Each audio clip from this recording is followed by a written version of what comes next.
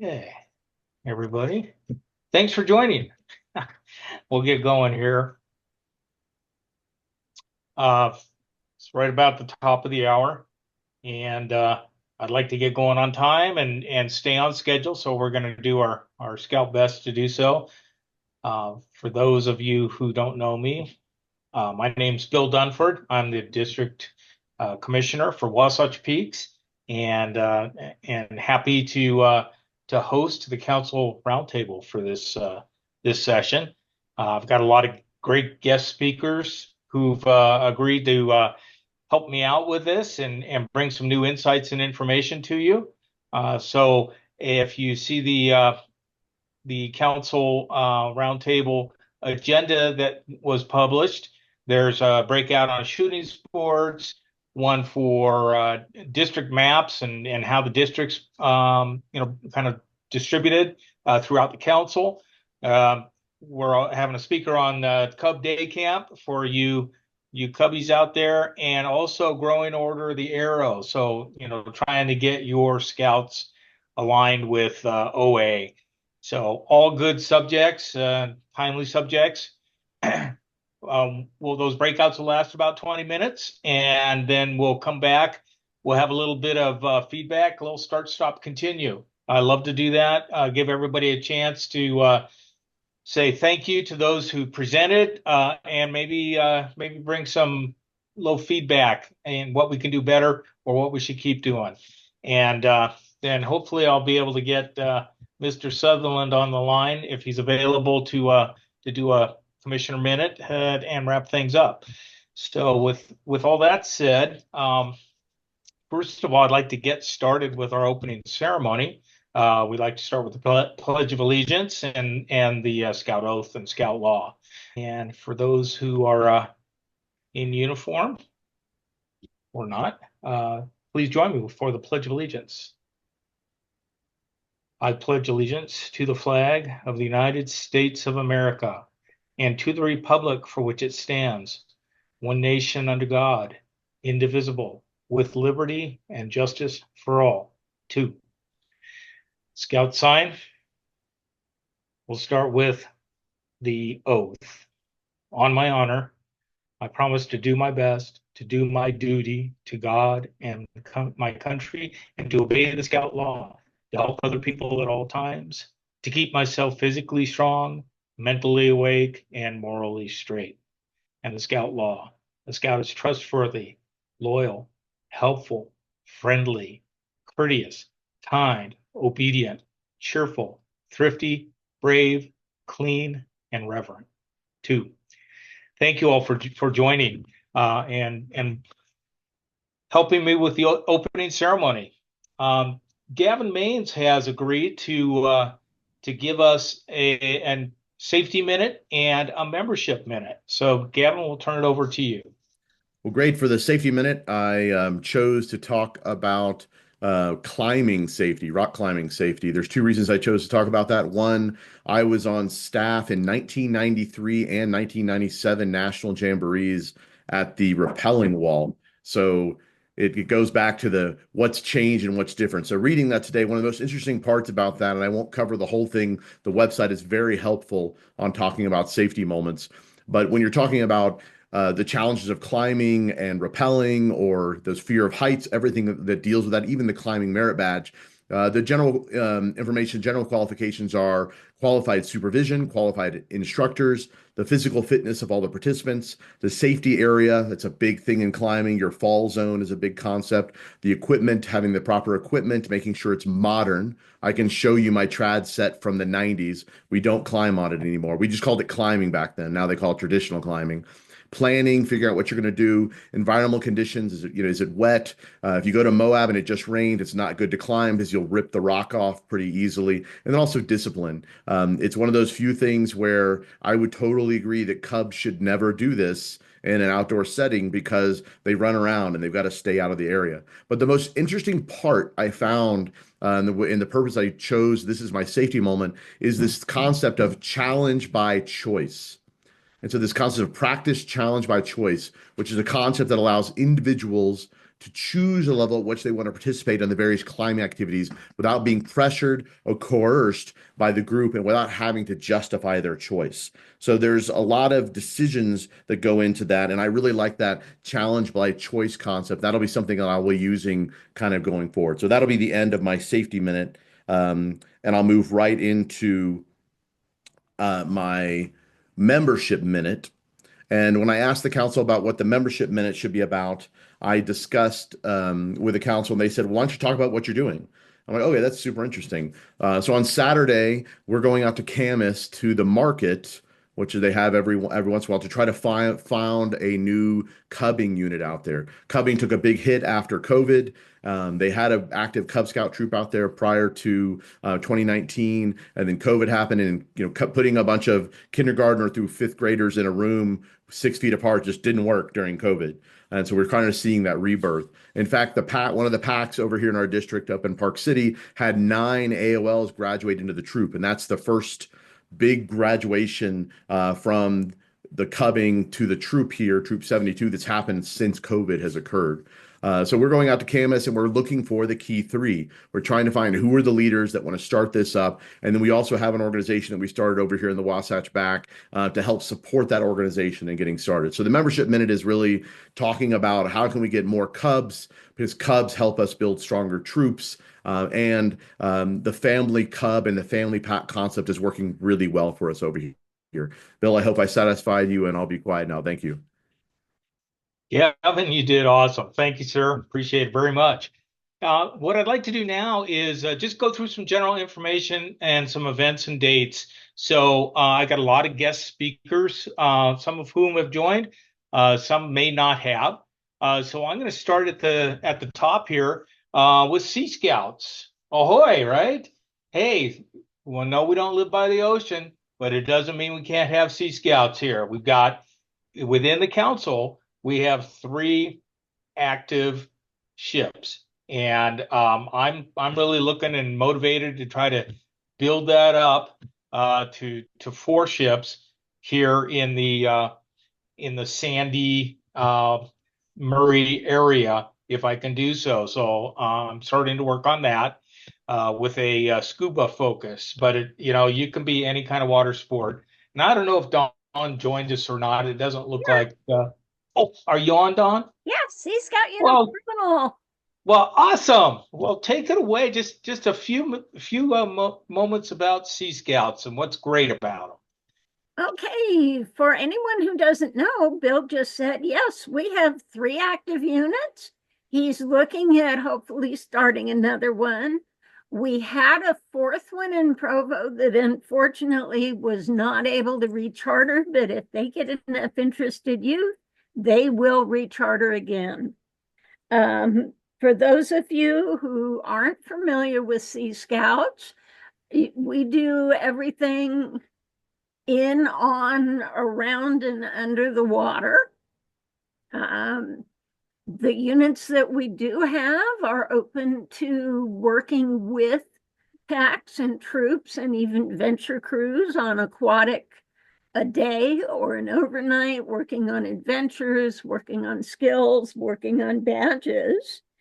Similar to ventures, we go from 14 to 21. You can be active in your troop. If you've already made at least first class, you can continue working on Eagle with Sea Scouts. There are 4 ranks. The top one, quartermaster, is the equivalent of Eagle, just not as well known. And some of the activities our units here have done fairly recently. Joined the ship from Lake Havasu down in Arizona to go scuba diving in the Sea of Cortez. Scuba diving off Catalina in Southern California. Going with the Transatlantic Council to their spring camporee at Normandy Beach, and then going from there to both Gilwell and Brownsea. Another unit went to San Francisco, stayed a night on a World War II submarine, another night on a World War II Liberty ship, another night on a World War II aircraft carrier, sailed around San Francisco Bay out under the gate onto the Pacific. We do have, okay, Sea Badge is similar to Wood Badge, but very aquatic oriented. And we have a partnership with the U.S. Coast Guard Auxiliary. They are open to coming in and doing safety with your units. They also offer public ones that we're welcome to join. And something coming up, Utah Lake, the Provo ship worked with Jim Daniels down there, and they did small boat sailing around the inner harbor. People would wait in line for 20, 30 minutes in the sun with no shade. Since that Provo unit is no longer there, Jim's looking for older scouts who've had some small boat sailing experience to continue the sailing. And he also offers a free program for sailing for youth groups, including scouts. The older scouts can go out on the sunfish. Younger scouts, the younger cubs, need to have adults with them. He has 6, and depending on the size of the people, 4 to 6 people on each. Thank you, Don. Appreciate it. Awesome. Let's move on to Philmont, a little pitch for the troop, Alvin. How you guys doing? Awesome. You notice where I'm at, right? Anybody recognize that big rock behind me? It's a very important place at home. But Philmont's got quite a bit of a big adventure this year. This is the 75th anniversary of the Philmont Training Center.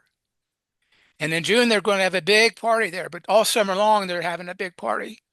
There's a lot of things going on for families. They got family adventures. They got scout adventures. They've opened up a new program for the younger scouts to get a little taste of what it is to go on a trek at Philmont. It's not the regular trek that the other boys would go, but they get a taste of Philmont. So it gets them activity and thinking about coming back. One of the greatest things they have there, and I think it's for all your scouts that have gone through NYLT, is a course called NAIL. It's a National Advanced Youth Leadership Experience. It's not a training, it's an experience where they do what they learned at NYLT and practice it. Just like you have gone to a Wood Badge, there's a course down there also called PLC, which is called the Philmont Leadership Challenge. It's where you get to practice, put into practice what you've learned at Wood Badge. So there's a lot of great things going down there, and they have a lot of fun for the whole family. So just think about having a great time and a great summer. And if you don't know what HOME stands for, we spell out capital H, capital O, M, capital E. Anyone know what that is? That's heaven on earth. And that's just what it is down there. Thank you. Thank you, Alvin. Appreciate it. Next one is talking about our camporee coming up May 9th and 10th. AJ, would you like to join? So May 9th and 10th, we will be at Camp Tracy Wigwam. It is a well-loved camp, but it's showing its overuse perhaps. And as we know, there are a lot of winter downed branches and other related things. So we will principally be limbing up the tree branches to a height of 6 or 7 feet so that people can walk safely underneath. Hand tools for the most part. Those who have chainsaws, BSA has, and as does Camp Tracy, specific requirements. If you are planning on using a chainsaw, gas or electric, you need to have the proper safety equipment, which includes the helmet and visor and the chainsaw chaps, good leather boots and gloves. There are a few pair of those available at Camp Tracy. I'm not sure if the number is 2 or 3 or what. They can be worn. We also need to review the chainsaw safety facilitator's guide, which can be found. Actually, let's see, I'll put that connection in the chat. Thank you, There it AJ. goes. That guide is 169 pages long, so we need to start reviewing it sooner rather than later. Otherwise, hand powered tools will be great, pole saws and the like. A couple of other things going on. There will be weed removal near or around the lake, which has been dredged, principally the Phragmites and cattails. So those that have fishing waders and things would be helpful. Also, those that have carpentry skills, we'd like to hang 1 to 2 doors in the cement storage building that may require some trimming and shimming to hang those things. But and also, if anyone has familiarity or use running a chipper, that would be helpful. So this will be a good time. Wheelbarrows to move things, kids with safety gear, but no climbing of trees, no felling of trees. And then we just really need to be careful. So this is a fun experience, but a safe experience. Excellent. Excellent. Appreciate that. Okay, let's move on to the Utah Independent Living Center. Jeff, would you like to give a couple minutes talk on what we're doing there, Mr. Applegate? Happy to. So Utah Independent Living Center. This is a this is a Wasatch Peaks District initiative, but it certainly is something that any district can do. In discussing our membership and where we're at with youth and adult membership, is our district committee did realize that we have an area where we can expand the friendliness of scouting and the community of scouting to our adults with disabilities. So we've partnered up with the Utah Independent Living Center to run a Pinewood Derby at their location. They've been a fantastic partner, very enthusiastic. So all of you out in your districts, if you were thinking about like, hey, where's some areas that we can grow scouting and we can be doing some good work, consider your special needs communities. They are a fantastic area for spreading the good word of scouting and how friendly, courteous, and kind the program is. Thank you. Thank you, Jeff. Appreciate that. So we got some IOLS and Blue training coming up. Kathy, you want to talk about that? And hopefully she's on here. Maybe not. We have Blue and IOLS going up at Camp Tracy. It's not actually being run by our district. It's being run by Ochre Mountain District, but it is April 18, 19. And so you got a little bit of time, but not much to get your adults who need those trainings signed up. And I highly encourage that. Hey, Bill, Yeah. I'm on staff with that IOS, and we had a meeting Oh, last week, and great. we're really moving along. It's going to be a great opportunity for everyone to come up, and we hope to That's see a awesome. lot. Yeah, I hope so too. I mean, besides the fact that you got to have at least one in your unit who's got that training, it's good for all the adults just to get with the program and understand some best practices for running it. So appreciate you working on that. All right, Coverama is coming up toward the end of the summer. So Coverama, this is a great idea. Elizabeth conceived this. It is bringing together all of the Cub packs in our district for a massive event at Sugar House Park. As basically a, hey, we're still here, we're still massive, and come and join us because we're having fun recruiting event. So we may get individuals join individual units. We may get enough traction that we can start some new packs if we get enough interest and enough adults who get interested. So I think it's a fantastic idea. We're getting a ton of support from all of the Cub units and others. So I think it's just going to be great. September 6th is that solid now, Jeff Applegate, or is that still tentative? Still shoring up the date with the park district. That's their application process is a little more lengthy than we anticipated. Okay. All right. Well, that's where we're headed. Okay. And for the last, I'd like to turn it over to Kevin to talk about the Jamboree South Troop. Actually, Bill, I'll introduce if that's all right. I'm That's Jeremy great. Robertson. I'm the contingent leader for the council, and we've actually got all three of our units on. We're going to respect the amount of time that we were allowed, but wanted to make sure Appreciate that it. everyone knows. We have a North Troop, a South Troop, at least half a unit of female scouts, we anticipate. And then Liz Miller's on with us, who will be taking Venture Crew, half a Venture Crew as well. So Stuart Wood is the North Troop. He'll lead out and tell you a little about what his plan is. Kevin's going to take 2 minutes to talk about the South Troop, and then round out with Liz talking about the Ventures. I do have one additional piece of information that I'll throw in the chat. I see Jeremy Bell on the meeting. He was awesome and had Rob Piper and myself on his much anticipated and celebrated podcast, Miles of Impact, from the council. So there is I think we ended about 25 minutes podcast of Rob and I talking about the Jamboree and our past experience and what we anticipate for this year. So I'll throw that link in the chat for everyone. Take a minute to look at it and take it away, Stuart.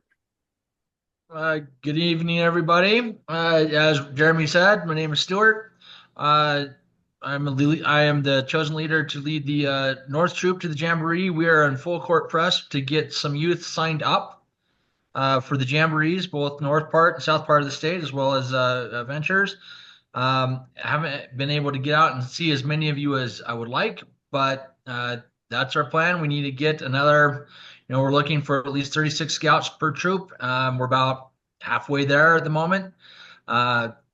Jeremy, I believe, has got our names posted and our contact information. So if we can, hear from you, if you know you have scouts that are interested, love to hear from you tonight. Kevin and Liz, you got it? Okay, I'm Kevin Humphrey. Okay, I'm the Scoutmaster for the South Troop. I cover the districts of Oquirrh Mountain, Timpanogos, Silver Sage, and Spanish Trails. So get ready for an adventure of a lifetime. If you've ever dreamed of ziplining across the Summit Bechtel Reserve, skating, climbing walls, having unbelievable water experiences, and meeting hundreds of scouts from across the country, then this adventure is for you. Let me tell you a little bit about my scouting experience. I've been in scouting for more than half a century. I've completed 5 50-mile hikes and completed dozens of hiking trips to peaks over 10,000 feet. I've been a part of 6 different troops over the years, 2 Jamboree troops, and I'm currently with a troop in the Salt Lake Valley. I've had the opportunity to attend the 1993 and 1997 Jamborees at Fort A.P. Hill with my 2 older sons, which were amazing experiences. And now I'll be with my 2 adopted grandchildren, Chase and Summer, in 2026. There'll be ATV, bike riding, unparalleled zip lines to the trees and across the river, an amazing waterfront like you can only imagine. We'll listen to people who are top-notch in their field and amazing night shows. All the activities are top-notch. The NRA will be the sponsor of the shooting sports. They'll have shotguns, black powder, rifle shooting pistols, and long-range rifles. There'll be fantastic climbing and rappelling walls. We'll visit the Liberty Bell, Betsy Ross House, museums, Gettysburg, and see the original Star-Spangled Banner. In Washington, we'll visit the National Air and Space Museum. We'll visit war memorials, and I'll have a chance to honor one of my fellow scouts, of mine who is in my troop, and he's the only Eagle Scout in my troop growing up who died in Vietnam in 1968. One of the best experiences our scouts will forge lifelong friendships and connections with other scouts. They'll meet and connect with scouts from around the country and around the world, and this will create life-changing relationships. And these are the memories that will last a lifetime. This is a once-in-a-lifetime event that will help shape the leaders of the future. Scouts will learn who they are as a scout and as an American, and will celebrate together the 250th anniversary of the signing of the Declaration of Independence. Go to utahscouts.org/jamborees to sign up. And we'd love to visit your troop and answer any questions. Thank you. Thank you, Kevin.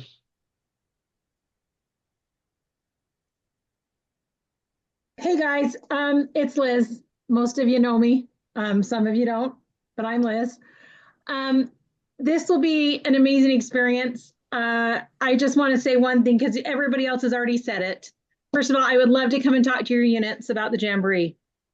It's amazing to see how scouts change while they attend.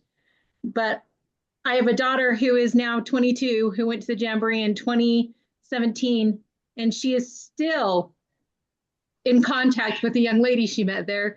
They visit each other, they talk every day, and they would have never met if they hadn't been there. And I have a son who outlook totally changed on history as he walked Gettysburg. So I would just say, let us come and talk to your units. We would love to talk to them and help them have an amazing experience next summer. It'll be not, they won't have anything else to experience like this. So thanks, guys. Give us a call.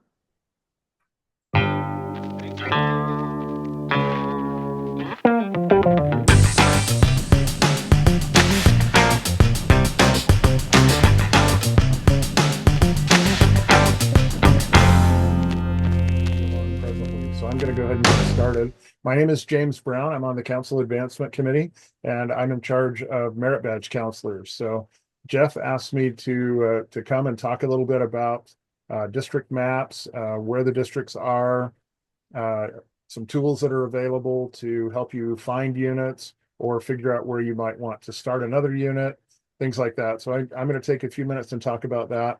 I want this to be a really interactive breakout. So if you have questions, don't raise your hand or whatever, just interrupt and go for it. So don't feel like that you need to wait for a break or anything else. If I say something confusing or you're lost or you just have a question, you're like, what? I don't understand that. Whatever that is, please feel free just to jump in at any point. So I'm going to go ahead and share my screen here because most of this is going to be a visual exercise. So I want you to be able to see what I'm looking at here. Screen. This is the standard beascout.org website. I don't know if most of you are aware of this, but there is actually a map on beascout.org that you can pull up units. So I'm going to do something intentionally obtuse here just to show you some of the issues with Be a Scout. So I've selected the zip code here for Moab, Utah. So we're going to assume that we're someone who's looking for a unit in or near Moab. And so I'm going to go ahead and tell Be a Scout, find me a unit in Moab. And in fact, I'll take any kind of a unit, Cub Scouts, Boy Scouts, Venture, Sea Scouts, I'll take anything. So I'll go ahead and click show results down here. And here we go. Oh, no results found. All right, well, maybe I just need a bigger search radius. So we'll go to 20 miles instead of 10. Come on, scouts. Show me a unit in Moab. No results found. All right, so who wants to sign up for scouts in Moab? Well, you're out of luck because there aren't any. But the problem is you really don't have a way within Be a Scout to find out where there might be some. So I can go up here at the top. We have list view and map view. Most people don't know that this map view tab is here, but you can click on map view and ask it to show you a map of that area. And so unfortunately, this is another feature of Be a Scout. Unfortunately, if there are no units found, it also doesn't show you a map. So you have no way to scroll around or move or enlarge or anything else. You're just kind of stuck. So you have to just keep guessing places until you find a place that has units, and then you can look at the map. So we're going to go back here for just a moment and go all the way back to the beginning. Here we go. So now I'm going to put in Orem's so you can see what this normally looks like. So there's Orem zip code. We'll do find a unit. we'll do the same thing. We'll tell it we want all types of units. So, yep, we now are actually finding units, which means we can, in fact, actually use the map view. So we have 29 units that map to that zip code. So now we can actually get a map of the area. But unfortunately, no matter what we do in this map, if we zoom out or move around on the map or any of that, we're still not going to see any other units other than the ones that match this search criteria over here, which is 10 or 20 miles from the zip code that we entered. So even if I change that to 20 miles, I'll get more units because I've expanded the area. So now I'm getting them down in Payson and all the way up into Draper and things like that. But again, I can't go beyond that. I can't see anything larger than that, and I can't scroll around. So as the leader of the group that manages merit badge counselors in the council, I felt like we needed some additional tools to be able to help the folks that I have in each of the districts who have to manage the same sort of process, right? They've got to manage merit badge counselors, but that means they need to know where units are, right? Because there's no point in having a merit badge counselor in Moab, right? Because obviously there are no units there. And so having a merit badge counselor in Moab would be kind of pointless. On the other hand, if there were a bunch of units in Moab and no merit badge counselors, that would also be a problem. So I built some tools to kind of help with that.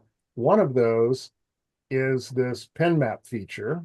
So what this does is it allows us to see, to start off, it shows us where all the districts are within the council. And I think that's part of what Jeff wanted me to show. So correct me if I'm wrong, Jeff, if I'm headed in the wrong direction here, help me out. But these are the districts within the council. So up here on the top right, you have some tools where you can select what it is that you want to view.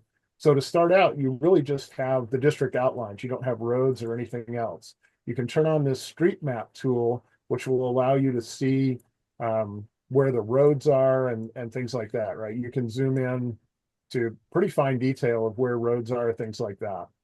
So that at least gives you kind of a way to navigate around. But then you can also come over here and say, hey, we talked about those 3 ships that we have in the council, right? Let's see where those are. So we can click the ship button, and now we can see that we have 3 ships. We've got one in St. George, we've got one up here in Logan, and one in Ogden. We can zoom in on those. James? Yes, go ahead. Quick question. Yes. What are you, what website are you on? Are you on the council website or beascout.org? Where are you? So this is a website that I created specifically for my folks. You are welcome to use the open tools that are on that. There are also some tools there that are because they have personal information in them, they are behind a password. But things like this, you're welcome to use. So we can see these individual units that are on the map. We can see the 3 that are here. We can zoom in. If we want to zoom up and see closer where they are. You can hover over these and it will give you a little bit of information about it. So this is ship 716, sponsored by the Commonwealth Club of Cache Valley. This one is ship 719, Utah Military Academy. You can also click on one of these markers and you'll get a bit more information, including who the contact is, what their email address is. And there's also a link here that will take you directly to the Be a Scout page for that unit. So you can go directly there and see the information for that unit. So if I click on that, it'll open another tab for me that will take me directly to that unit. You can ignore this filter results on the side. It doesn't matter. So it's just taking me to the specific information about that unit. If they have the ability to apply online, you can do that here. You can ask for more information and so on. So you can get to the Be a Scout page for those units directly from here. But the feature that I find useful for this is being able to hunt down units when you need to. So I'm going to scroll over here. I'll zoom out a little bit so you can kind of see where we're at. So we're out in southeastern Utah. Here's Moab. Recall that we were searching for a scout unit in Moab before. So I'm going to come over here to Moab and I'm going to come up to the side and I'm just going to turn on all the different unit types. So we have crews, we have boy packs, family packs, girl packs, posts, ships. We have boy troops and girl troops. You can turn on all of those. But unfortunately, we're not seeing anything, right? Because as we know, there are no units in that area. The question is, well, where are some, right? So with this tool, because you can see things that are anywhere, I can just keep scrolling out until I start seeing units. So we can see that down here in Blanding, we have a pack, and this is kind of an unfortunate thing. I mean, it depends on what you're looking for, right? If I turn off the packs, you may also find that there are other types of units that are hiding underneath that one. So if the same group sponsors a pack and a troop, you may see them overlaid on top of each other. So now you can see there's quite the jumble of units out here. But for the Silver Sage district, which is what covers this area, right? It starts in Provo, but it goes all the way down to the corner of Utah here. We're really missing quite a few people, right? We have no units in Moab.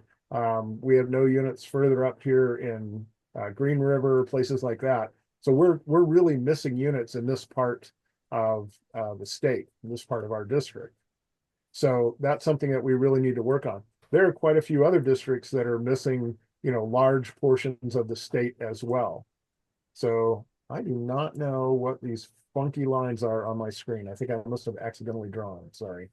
James, I have a question. If I can interrupt you. You bet. Absolutely. Is there any way you can put historic data in to see what units look like back in like 2016 or 2019 or 2020 or 2021? If I had access to that data, yes, but as far as I know, that data is not available. So I don't have a way to do it right now. I might be able to provide that data to you if that would be, I just don't know if it's interesting to see this is what it looked like here and now here's what it looks like there. We certainly could. I mean, if people are interested in it, we could definitely throw it out there. It wouldn't be that hard to integrate that data. So talk to me offline and let's look at whether that would be something we want to do or not. So a couple of other features here. You'll notice that most of these are color coded to match the colors of the units over here. However, there are a few of these gray ones hanging around. So these gray ones indicate inactive units, units that are in the Be a Scout pin map, but are not currently active. So if you click on one of those, it'll tell you, well, here's the information about it, but this unit pin is inactive. So for whatever reason, either because that unit is going away or it's just starting up, or for whatever reason, they've elected to not have their pin be active and Be a Scout. So all of the ones that you see in gray will never show up on a Be a Scout search. So if you were to go search or go look at the map for this area, you would not find this unit being reported because Pack 934, for example, for whatever reason, is not active in PinMap. So if you are a district commissioner or a unit commissioner or something like that, and you would like to go look and say, well, what units do I have that for whatever reason are not showing up in Be a Scout? Here's a really easy way for you to be able to go and identify those. Click on that and go, I need to reach out to Ann Shumway and find out, hey, Ann, why is your pin not active, right? Or maybe I already know. Maybe I already know that 1944 is, just starting up and they haven't activated their pin on Be a Scout, whatever that might be, right? That's really up to them. But that gives you a way to be able to go and look at these really easily and see what's going on or what is in fact nearby. Now, I did not build this tool to be public facing. So I don't want this to become something that, average Joe off the street who's just looking for a scout unit is going to come and use. That's not the intent of this tool. It's really intended for people at the district level or council level who may be looking for, where do I have coverage or where do I not have coverage, things like that. That's really what this tool is built for. So if it's something that's useful within your district to be able to locate units or locate units that may be inactive or things like that, that's great. You're welcome to do that. This is the entire merit badge counselor information page. So there are some things, again, the merit badge counselor list requires a password, but other things like the map, you'll see another map that's very similar to the one we were just looking at. But in this case, it only shows Boy Scout and above units. It doesn't show Cub Scouts. And it's designed to allow you to see where merit badge counselors are. So again, for those of you that may be working with units or trying to plan units, things like that, and you want to know where are the camping merit badge counselors, okay? I can see where all of these guys are. So for example, I can zoom in down here and say, okay, I've got these units right here in, looks like Salina, that don't really have a merit badge counselor for camping that is particularly close to them. So I've got several units clustered right here, but their closest merit badge counselors are either in Ephraim or in Richfield. So they're having to drive quite a ways to get that. So this is something that a district might want to look at and say, hey, you know, I've got a bunch of units here. I should go approach them and see if I can't find a camping merit badge counselor in that area to go and register. And you can do this for all of the required merit badges. These are all listed directly. And then you can pick any other merit badge you want. So I'll do radio, for example, and I can turn on all the radio merit badge counselors. So now we can see, I'll turn off the camping ones just so we can see the others. So now we can see the coverage that we have for the radio merit badge or the climbing merit badge or whatever merit badge you want. So you can see where your counselors are for any badge or collection of badges that you want to do. So this will give you a way of being able to hunt down counselors in particular areas. One other thing, we've got about 3 minutes left here. I'll show you just a couple of other things. There's also this badges by district report. And again, I apologize for the red lines on the screen here. I think I accidentally annotated and didn't mean to. So I'm going to see if I can get rid of all of it here. Clear all right. There we go. That's better. All right. So this badges by district allows you to come in and say, in the Jim Bridger district for American business, we have 1 merit badge counselor. We have 2 astronomy merit badge counselors. We have 18 camping merit badge counselors and so on. And so you can scroll down. These are organized by district and then by merit badge. You can scroll down and find the other districts and the other merit badges so you can see how many you have in each district. So hopefully that helps to give you an idea of where the districts are and what's going on. Any questions I can answer?